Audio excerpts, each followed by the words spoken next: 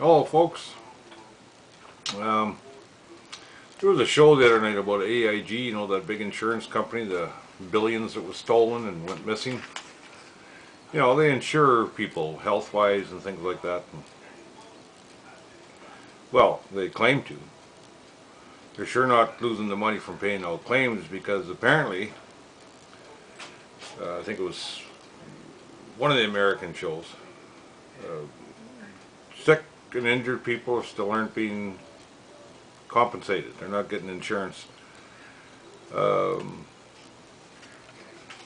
still living high on the hog, the guys that caused all the problems, yet they're not paying out claims. People are dying and they're homeless and they're disabled and they're not being paid out.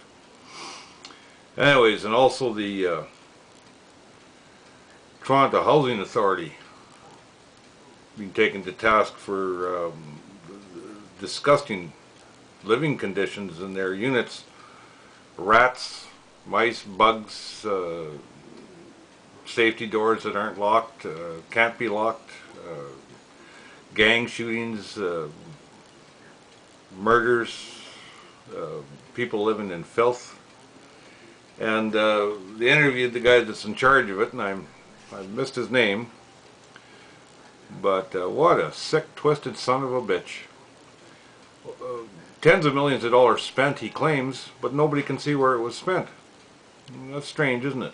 Same sounds like the workers' comp. All that money invested, apparently they just had it informed in the paper here in the Star of Phoenix that that went missing. Bad investments. But they're going to lower the costs to some of these businesses here in Saskatchewan because of such a good record of no injury. Well, they're not being allowed to report injuries, the injured workers for one thing, and also the ones that do, if they're permanently disabled, they're denied. So again, the saving and loans of the Workers' Compensation Board for big business, they're just giving it back to them. And that's never going to change, like I said. We think it will. But there's not enough people. I keep hearing about people who are getting screwed in Saskatchewan, but they refuse to make it public or try. Even my doctor said he's known people that said they're getting screwed, but for some reason they don't want to speak up about it. They say they're going to, but they don't do it.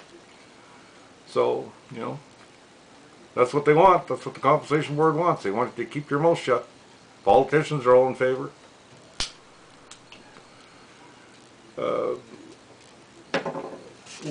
We are standing alone, I think, because most of the public don't understand this until, like I said, we all know until they get injured.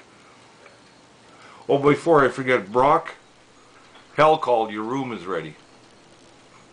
And Bogdana, I hear they want you back to face charges of torture, and not all your victims died. She's from Bosnia. She snuck into Canada and she passed the test. She went in there and gave them her resume. Now she works with the Saskatchewan Workers' Compensation Board, along with people like Gene Sentes. If you guys ever run into Gene Sentes, you better be wearing football gear, shoulder pads and such, and helmet, because she is one tough dyke. Any guy that gets involved with her must be something wrong with him. But then there's Garnet Garvin again. I haven't seen his name lately. He was given a cushy job with the Saskatchewan government, getting his payoff for all he did to injured workers here. Another slime bucket. And I don't know if people from out of the province, you may not have heard what goes on here in the last couple of years, where, say, a house 4 years ago that was worth, well, you know, it's worth what people will pay, but worth $100,000. Well, now they're worth like $300,000. You type of thing. Well, apparently there's a few politicians and media types that made a killing off of that. What they were doing is they knew, the real estate board set them up. They knew the prices were going to be shot up. They knew this. It was getting lined up. So they were buying houses real estate salesmen and such like, and media and politicians were buying houses under numbered business accounts and renting them out to people. And then when the when they pulled the trigger, they kicked everybody out and sold these houses to immigrants and people from out of the province. You know, people from Israel were coming here to buy houses. But it's kind of backfired a bit, you know. Prices are actually going down. Some people paid like $350,000 for a house that's now worth maybe $275,000. That kind of thing going on here. So you find yourself in the same position as the Americans. You're paying more for the friggin' house than it's worth. And when your mortgage is due, lots of fun, because the wages didn't go up that high here. But what happened here recently is they had apartments, people came in and bought up apartment buildings, kicked everybody out, and turned them into condos. It sounds like a drug deal, you know, like launder the money. Because one in particular, just recently, they blew it up. Apparently they couldn't sell them. They did the condo work and then they couldn't sell them. So what kind of person would blow up their own building? You know, go for the insurance, over $600,000 damage. But that's the